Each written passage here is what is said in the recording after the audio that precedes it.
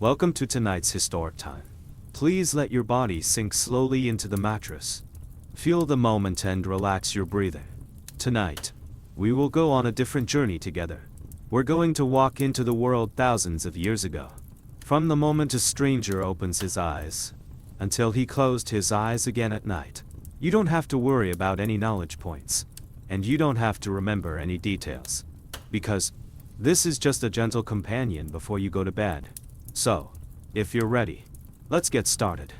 In the 1st century AD, the Roman Empire was at its peak, spanning Europe, Asia and Africa, and the center of power of the empire. The city of Rome beat like the heart of the world. Julius Caesar's successors continued the vast empire. The court life was complicated and luxurious, and the emperor was not only the supreme ruler, but also a sacred symbol. In the palace, solemn ceremonies are staged every day, and pet lions are pacing leisurely in the resplendent hall, symbolizing the majesty of imperial power and the taming of nature. The pets in the court were not only a status symbol, but also a hidden pawn in the game of power. A loyal falcon could represent the power of a nobleman, and a noble dog was a symbol of the emperor's favor. Power operates on a complex web of politics. Senators fight in the dark, close ministers contricate, and queens and noble women weave cobwebs of power in the depths of the court. At a banquet, the emperor's pet cheetah suddenly becomes irritable, heralding an impending political storm. Some say it was a warning from the gods that a hidden conspiracy was brewing in the court. During this time, culture and art flourished. Poets chant heroic epics, sculptors use marble to create eternal images, and philosophers explore the mysteries of the universe and human nature. However, all splendor is shrouded in the shadow of power, and the fate of the court pet often mirrors the rise and fall of the owner. An abandoned dog may hide a bitter feud at the palace behind it. From 96 to 180 AD, known as the Five Sages, Rome ushered in prosperity and stability rarely seen in history. Emperors such as Trajan and Hadrian led the empire to the extreme, while promoting legal and infrastructure innovations. However, beneath this superficial prosperity, there was an undercurrent surging within the court. The emperor's favorites and nobles are an open and secret rivalry, and the game of power is more sinister than the threat of foreign enemies.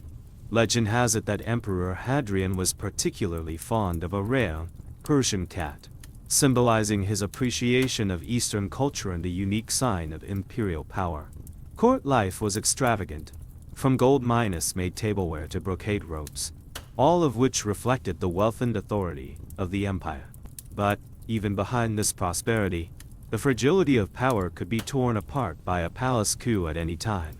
A secret diary records that a young guard was briefly favored by accidentally saving the emperor's beloved falcon, but was also embroiled in a power struggle for the imperial family. Culturally, the Roman Empire absorbed Greek philosophy, Eastern religions, and Egyptian mysticism to enrich its spiritual world. However, this multicultural integration has also invisibly exacerbated the contradictions and conflicts in the court, and many seemingly peaceful daily lives actually hide waves. The era of the Five Sages Emperor was the pinnacle of imperial power and culture. But this glory will eventually be shaken by the strife of the successors, and the wheel of history will slowly drive towards new changes. From 161 to 180 AD, Marcus Aurelius ruled the empire, and he was not only a great ruler, but also a philosopher minus emperor. In his meditations, he reveals deep reflections on power, fate, and human nature, showing the unknown inner struggle behind the rule of empire. In the palace, the apparent majesty and order could not hide his worries in the dead of night. The constant wars on the frontier, the invasion of plagues, and the intrigues in the court kept the emperor in a constant state of mental pull. Legend has it that he was in love with the black eagle that was always by his side, symbolizing freedom and endless worries. The reign of Marcus Aurelius is seen as the last golden age of the Roman Empire. Yet the foundations of power have begun to waver. The ambition and extravagance of his son and successor, Commodus, heralded a dark period of turmoil for the empire. In the depths of the court, the intrigues of the aristocracy intensified, and the lines between loyalty and betrayal became increasingly blurred. A young attendant overhears a secret conversation between the emperor and his close ministers at a banquet, suggesting that the future of the empire will be torn apart by the desire for power. The fate of this squire is also closely intertwined with the rise and fall of the empire. It is a history of the interweaving of ideals and realities, honor and corruption. And the story of Marcus Aurelius is not only a microcosm of empire, but also an eternal proposition of humanity. In 180 AD, Marcus Aurelius died, and power fell into the hands of his son Commodus. Unlike his father's philosophical and tempered minds, the emperor indulged in luxury and personal pleasures, and court life gradually became a carnival of power and a hotbed of corruption. Commodus considered himself a gladiator and frequently attended the colossal shows in the arena, an act that shocked the Roman aristocracy and the Senate. His reign was accompanied by greed and tyranny, with intrigues and assassinations taking place in the court, and imperial authority plummeting. Commodus is said to have pampered a huge ocelot, a pet that not only symbolized his ambition and brutality, but also became a symbol of fear and chaos within the court. The court guards rumored that the ocelot had gone berserk at a banquet, symbolizing the disorder and loss of control of the emperor's rule. During this time, the pressure on the frontiers of the empire increased dramatically. Barbarian invasions were frequent, and the discipline of the Roman legions began to crumble. The Senate was dissatisfied with Commodus's rule and secretly supported several coup attempts, and the court struggle became even more intense. Commodus was eventually murdered, ending his absurd rule, but the empire's decay was irreversible. This is not only the story of the fall of an emperor, but also a warning that the imperial power mechanism is beginning to disintegrate. After Commodus' death, the Roman Empire entered the so-called soldier-emperor era, which lasted for about 50 years. During this period, the empire frequently changed emperors, mostly supported by the military, and the politics were extremely turbulent. The generals of the legion seized the imperial power with their military strength, and the change of power was as swift and cruel as the autumn wind sweeping away the leaves. The emperors were mostly unpopular. Their regimes were short-lived and violent, and the lines between the court and the barracks were increasingly blurred. Legend has it that the court pets of this period were no longer noble lions or falcons, but wolves and beasts that symbolized the rough life of soldiers, reflecting the barbarism and disorder of power. In these troubled times, a wolf dog was regarded as a symbol of the status of the legion general, and became the only companion of the soldiers in the southern and northern wars with the army.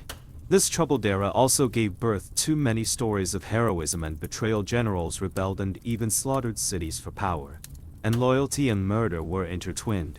At the same time, the life of the lower soldiers and civilians was miserable. Famine and plague followed, and the glory of the empire was no longer dimmed. In the midst of this darkness, in some places new hopes began to sprout, new hope for culture and faith, and Christianity gradually expanded and became the spiritual support of the people. The era of the soldier emperor was a frenzy of power and a prelude to changes in faith and culture. In 312 AD, Constantine the Great won a decisive victory at the Battle of Milvia and Bridge, and it is said that he saw a vision of the cross before the battle and vowed to use the power of faith in Christianity as the guide of his empire. At this moment, the religious map of the Roman Empire began to change radically. In 313, Constantine and Licinius jointly issued the Edict of Milan, which legalized Christianity and ended the long persecution of Christians. Christianity rose from the underground to the light and gradually became the officially recognized religion of the Roman Empire, and the power of the Church grew rapidly. Constantine the Great moved his capital to Byzantium, later known as Constantinople, in order to shift the center of gravity of imperial power eastward and start the prelude to the division of Eastern and Western Rome. The court life of the new capital differed from that of the old Rome, with a greater focus on Christian rituals and church politics. The court pets around Constantine also changed. Legend has it that he had a white dove, symbolizing the descent of the Holy Spirit and becoming a symbol of faith in the new age of the empire. Symbols in the court were constantly changing, and Christian elements permeated the power structures and cultural life of the empire. The rise of Christianity not only brought spiritual support to the empire, but also sowed the seeds of conflict between the church and the imperial power. This history opened a long chapter in the interweaving of religion and politics in the Middle Ages. After Constantine, Christianity grew rapidly, and the church became a force to be reckoned with in Roman society. Bishops and popes not only controlled religious affairs, but gradually became involved in politics and influenced the emperor's decision-making. As the empire divided, there were marked political, cultural, and religious differences between Eastern and Western Rome. The Eastern Roman emperors consolidated their rule with the help of ecclesiastical authority, while the Western Rome struggled with external invasions and internal chaos. The church is not monolithic, and doctrinal disputes, papal authority and bishop power are frequent. Legend has it that a certain pope once had a crow, a black pet that was seen as a messenger of God, and appeared at a critical moment to herald a major change. In this complex situation, the alliance and antagonism of the nobility and the clergy were intertwined, and the court and the church became two centers of power that were both cooperative and hostile. In the late imperial period, the struggle for power was not only manifested in the battlefield and parliament, but also in rituals, beliefs and symbols. This century of controversy shaped the political and religious landscape of European medieval society and left a profound impact. In 476 AD, the last Western Roman emperor, Romulus Augustus, was deposed, marking the end of the Western Roman Empire. This historic collapse was not only the end of a regime, but also a watershed moment in the transition from the classical era to the Middle Ages. The collapse of the empire brought about a drastic change in the social structure, with the former glorious cities beginning to be deserted, trade networks broken, the legal system collapsing, and the whole of Western Europe plunged into turmoil and chaos. The luxury and order of the former court are gone, replaced by feudal lords and local power disputes. The symbolism of court pets has also changed, and the lion and eagle, which once symbolized power and glory, have gradually been replaced by loyal shepherd dogs and strong war dogs, reflecting the conservative and defensive instincts of society. The feudal lords kept dogs to guard, symbolizing their desire to control and protect their territory. The Christian church played an important role in these troubled times, becoming the only relatively stable force. The church not only maintained spiritual beliefs, but also gradually assumed the functions of education, justice and administration, and churches and monasteries became centers of culture and power. The story of this period is full of images of chaos and hope, with the remnants of the old world and the sprouts of the new world coexisting in ruins. The fall of Western Rome was the prelude to the Dark Ages and the beginning of the gradual formation of medieval civilization. After the collapse of the Western Roman Empire, the European continent entered a long period of division and reorganization. The feudal lords in various regions gradually grasped real power, established a landmass-based feudal system, and shifted the power structure from centralized power to local decentralization. Feudal lords built castles on vast territory, which were not only fortifications, but also symbols of power. In addition to the stately noble families, there were various servants, mates and attendants, and the court life was simple but full of rank and etiquette. The knightly system began to take shape, and knights were not only military warriors, but also entrusted with the honorary mission of upholding justice and protecting the weak. Knights often possessed horses and coats of arms that symbolized status, and horses were seen as symbols of noble status, while pets such as falcons and hounds became the standard of noble life. Legend has it that a young knight tamed a falcon, and with its keen vision and swift posture, it became a court legend for its great exploits in a single hunt and battle. These pets not only accompany the knights, but also carry symbols of courage and loyalty. The church continued to expand its influence during this period, with monasteries becoming centers of scholarship and culture, and canon law gradually regulating the feudal social order. Religious festivals and ceremonies were integrated into the daily life of the aristocracy. and court life was full of religious atmosphere and symbols. It was an era of alternation between the old and the new, and hope in the midst of turmoil, where feudalism and chivalric culture formed the skeleton of medieval Europe. The medieval court was both a center of power and a cradle of culture and art. The aristocrats elaborate ornate ceremonies and banquets to reflect their status and status. The costumes of the court were mainly embroidered gold velvet cloth and silk, with bright colors and ornate accessories. Spices and delicacies filled the feast, showing wealth and the prosperity of the ocean-going trade. But court life is far from glamorous, with power struggles and political intrigue lurking all the time. Alliances and betrayals between nobles are intertwined. Assassinations and frame-ups are frequent, and even pets are not spared. Legend has it that a black cat named Shadow Paw was a secret agent of a certain duchess. A keen and secretive cat that was often used to relay secret messages at court. Pets in the court are not only companions, but also pawns in the Game of Thrones. Art and culture developed at the court, and bards, painters, and musicians were resided, enriching the spiritual life of the nobility. Religious ceremonies were interspersed with daily life, and the relationship between the church and the aristocracy was complex and delicate. The court of this period was an interweaving of power, culture, faith and intrigue, showing the multiple faces of medieval society. In the late Middle Ages, with the gradual consolidation of the feudal system, the disputes between the nobles never stopped. Territorial struggles, blood strife and power struggles often lead to local wars, plunging the continent into intermittent warfare. These wars were fought not only on the battlefield, but also in the court. Noble families consolidated or expanded their power through marriages, assassinations, and even church intervention. The pets in the court also symbolized the honor and power of the family, such as the lion symbolizing royal power, and the falcon symbolizing the nobility and sensitivity of the nobility.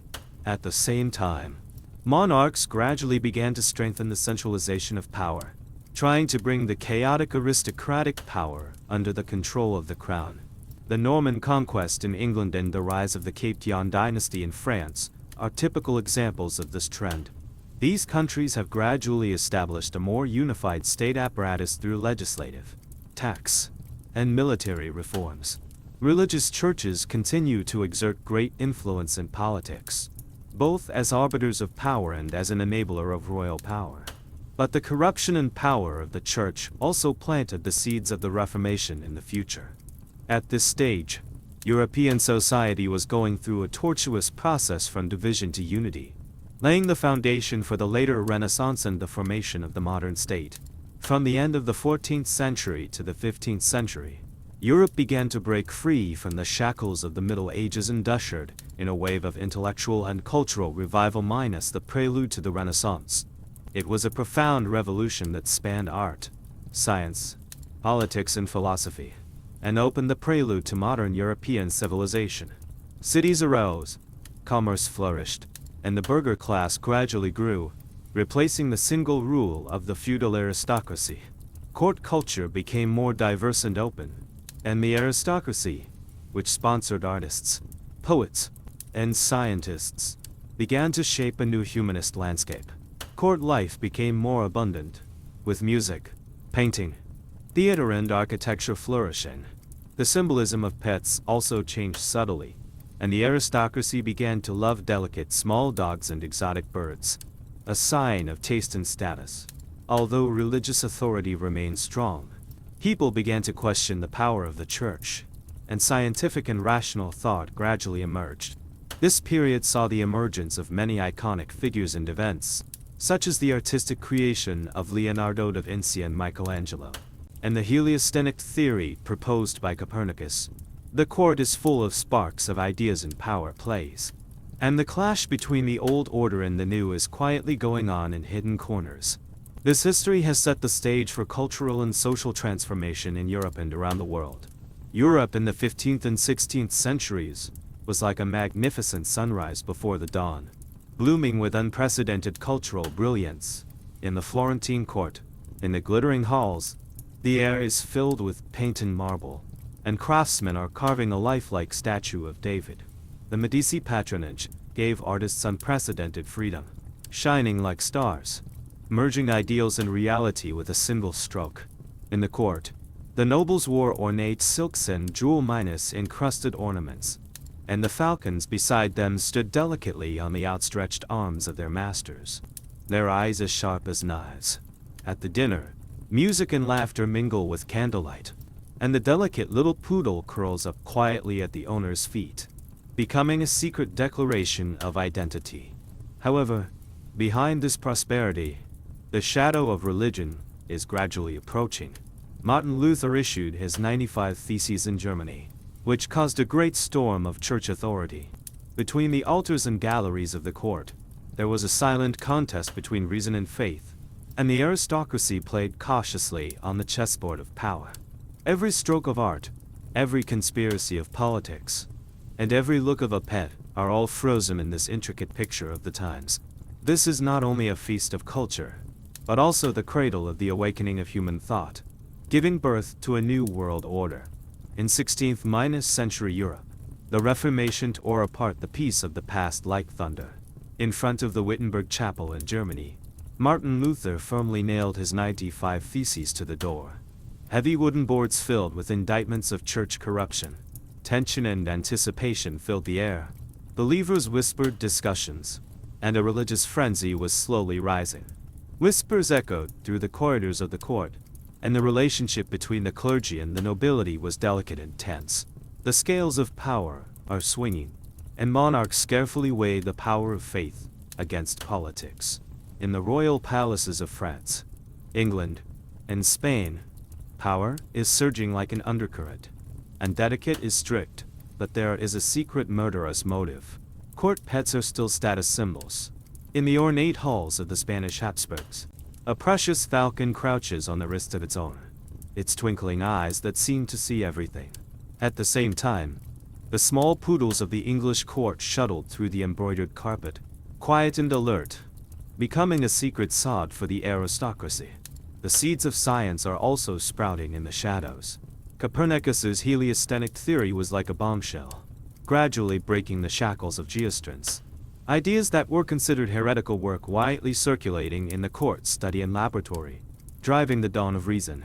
During this period, Europe was a complex tapestry, where religion and politics intertwined, tradition and innovation collided. The court was not only a bastion of power, but also an arena for intellectual and cultural agitation. In the midst of this historical upheaval, human civilization has taken a solid step towards modernity.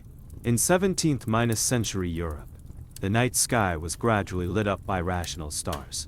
In Parisian cafes, philosophers sit in a circle, quill in hand, and debate the ideas of human freedom, rights, and the social contract.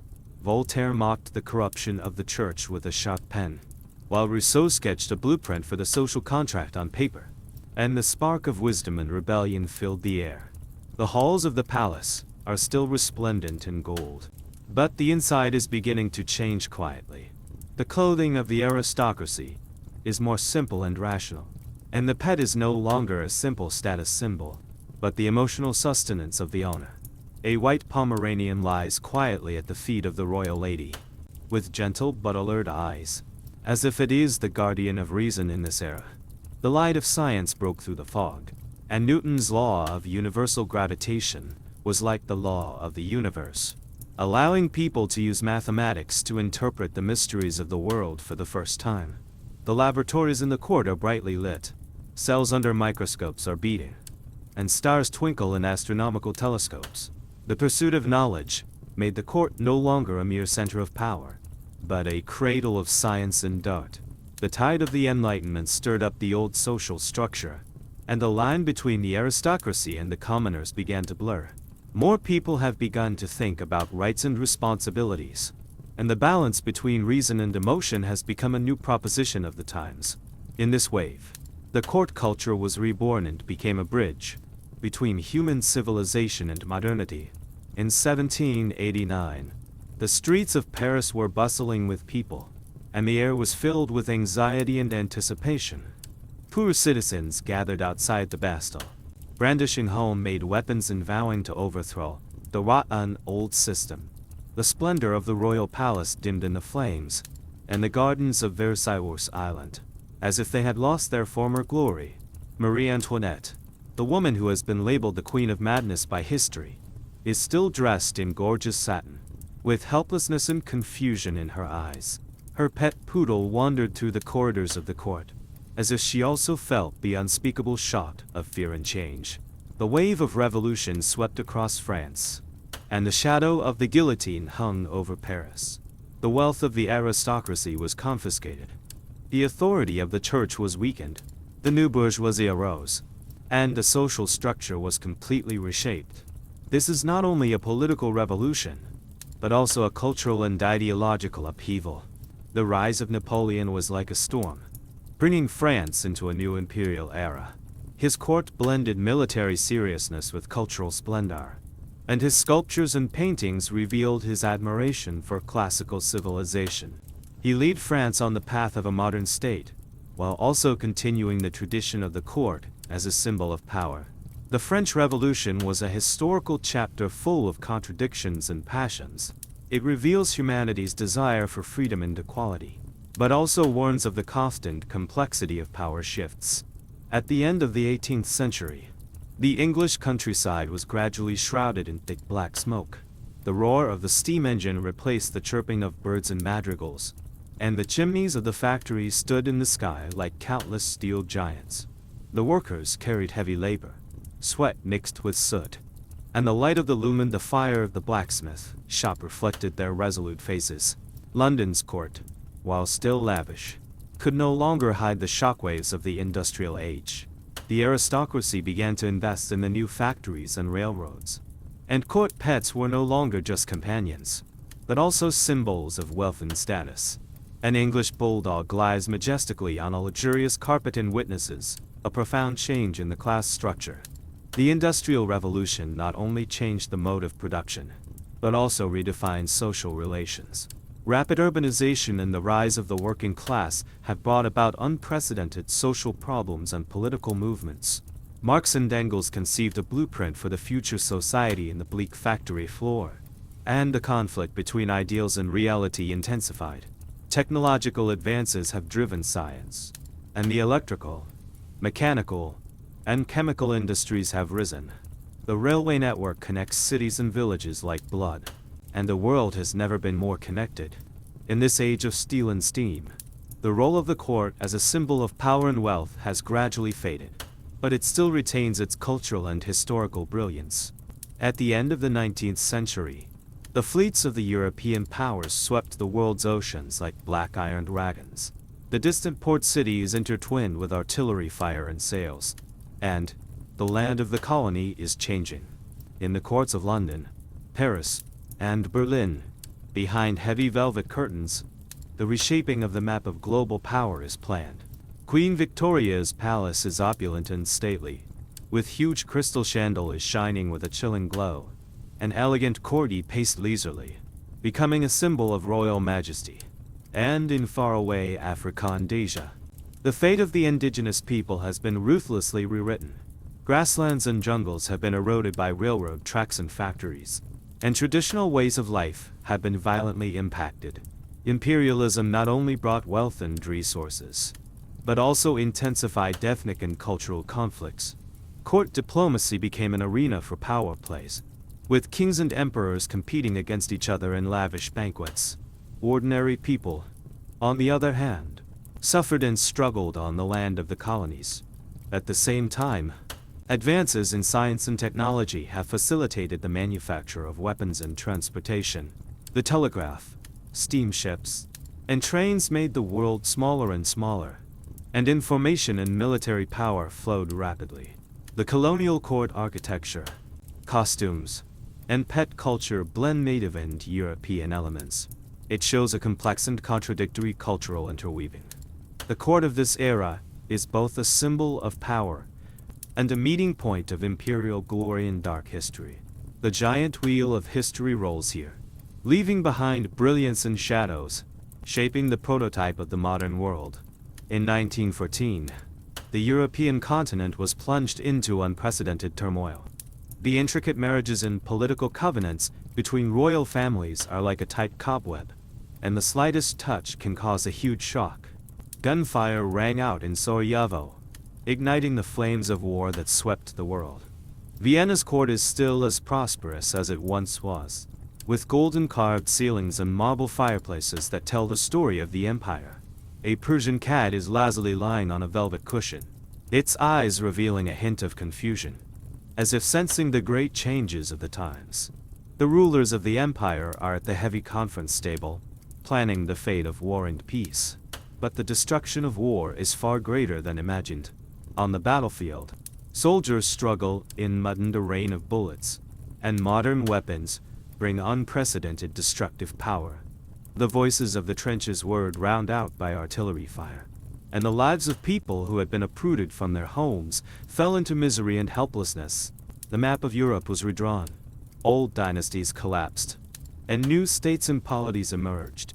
The court is no longer just a symbol of power, but also a witness to the upheavals of the times. The once lavish ballroom was transformed into a battlefield for war meetings, where the ceremonies and balls of yesteryear were replaced by the footsteps of soldiers. Pets are no longer just companions, but also become a comfort to the soldiers' hearts, bringing short-term warmth and comfort. The First World War brought about the end of the old world and the dawn of the new world. This history is a struggle and reflection of mankind in the pursuit of peace and hope in the cruel reality.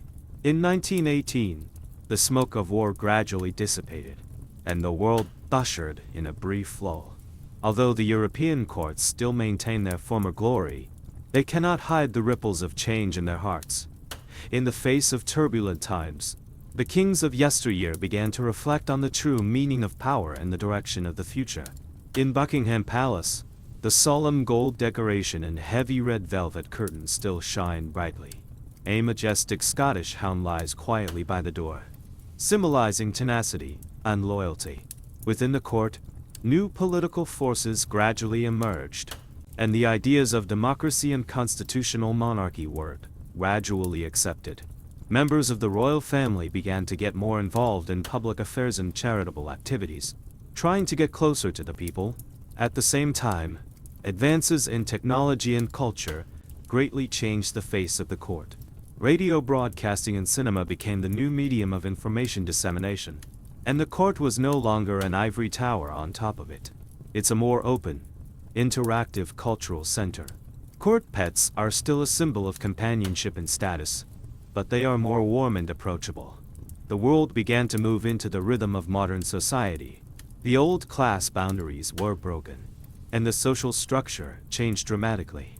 The court, once a symbol of power and luxury, gradually integrated the changes of the times and the care of human nature. To be a bridge between history and the future, you may have forgotten the first royal name that came to mind. Forgetting that medieval banquets once flooded swans with honey. I forgot who was on the balcony at dusk and secretly took the cat away. But it doesn't matter. The real story of the court is never hidden in textbooks. It's hidden behind the metal door that closes with both hands, hidden in the cracks of the floor that the torches can't shine on, hidden outside the frame, in expressions that have not been allowed to solidify into eternity. We have traveled through the succession of empires, witnessed the dynasty change from carriage to car, from scepter to microphone. But we also see something that has always been the same. The essence of power is never far from human nature. The story of the court, in the final analysis, is the choice of people in extreme places. The choice is silence, or between hugging and isolation, whispering no. History may not remember us, but we can remember it, and that's what it means for us to stay awake tonight.